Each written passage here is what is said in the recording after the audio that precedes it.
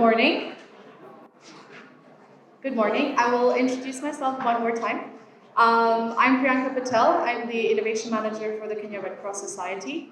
And welcome everyone to this beautiful space we're calling Boma Yetu, and also to the IFRC Global Innovation Summit that is being hosted today here by the Kenya Red Cross Society. So I'd like to welcome my immediate boss, the Secretary General, Dr. Ahmed Idris, to come do the welcoming remarks, but also the person that has championed innovation in our national society, without whom we'd not have been where we are. So all our milestones are rewarded to his support. Thank you.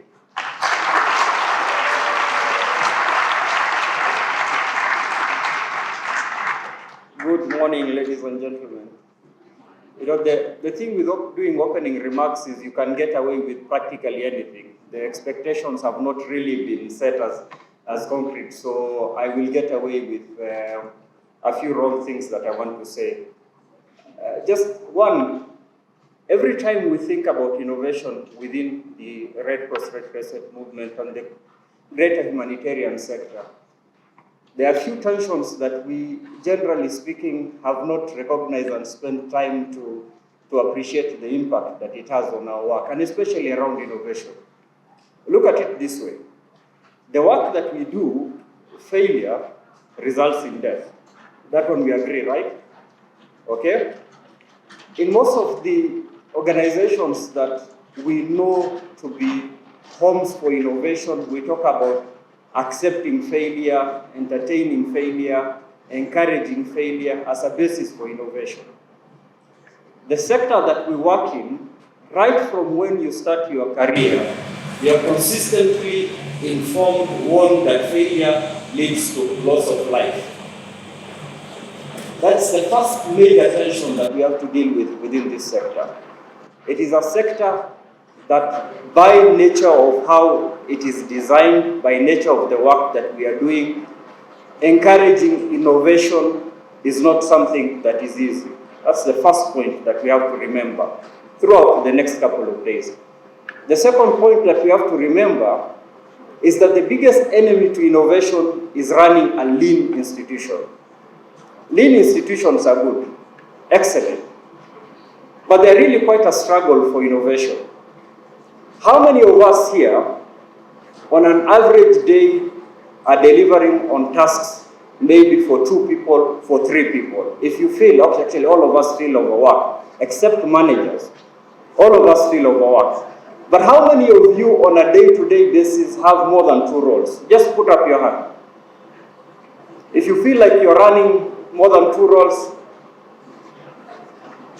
see, almost everyone. But this one works for Kenya Red Cross. I know she does only 1 role. Huh? But look, seriously speaking, we work within a setup in which we have increasingly encouraged a conversation between direct beneficiary support and indirect beneficiary support. And we have consistently worked towards reducing indirect cost in projects, consistently. In fact, every donor within this sector identifies and marks your competence, but how much less you spend on indirect costs. But I dare say that indirect costs are basis for innovation. Okay? If you do not have resources outside the service to beneficiaries within which to try new ideas, adopt new technology, new processes, it is extremely difficult to have innovation in a society. And I say this because we speak from experience as a national society, as an institution that has struggled the last 15 years with finding the balance between being innovative and running a lean budget. I speak from that experience. So it's a second tension that we have to think about. The third tension is by nature of our work, it is shorter. You serve individuals in need today because they need us today. You have very little room to interact with them, to think with them, to innovate with them tomorrow, because our work is delivered today. And that is the biggest challenge we have in this system. If we get caught in the process of delivery of operations, which all of us do get caught up in, it is difficult to have time to think through what we need to do different tomorrow. And that is another challenge that we have to think about. And finally, the struggle that we've had as an institution, I don't know about your experience, I'll really be interested the next couple of days, is the entire struggle between, do we want to be transformative today, disruptive today, revolutionary today, or we want to be innovative through an evolutionary process of small steps at a time. And all of us know that managers frown on small steps at a time, right? Because I am one.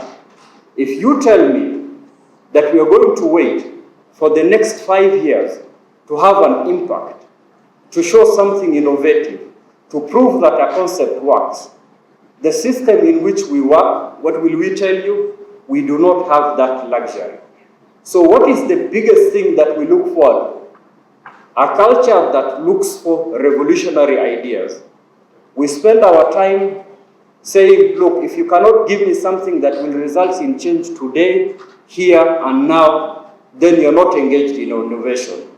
So for all of you who have a responsibility in innovation in your institutions, you do not have the most desirable jobs, unfortunately. Unfortunately. I say so because I have, for the last few years, before I was given this particular responsibility, for which I now feel safe, been responsible for the part of the institution that is supposed to encourage innovation. And the pressure that I felt every day from my bosses was, give me something today, not tomorrow. But at the end of the day, let's accept that innovation is about thinking about tomorrow, not today. If we are thinking about today, all of us will be wearing the operational hats. All of us will be delivering the pots and pans. All of us will be delivering the relief food that we need to deliver. And yet, as a system, that is where we are caught up. This is the struggle that we have to think through consistently. Good morning, ladies and gentlemen. My name is Ahmed Idris. I'm the Secretary General Designate, and I want to take this opportunity to welcome you to Kenya Red Cross, to welcome you to the Global Innovation Summit, and to welcome you to Kenya. Asanteni sana.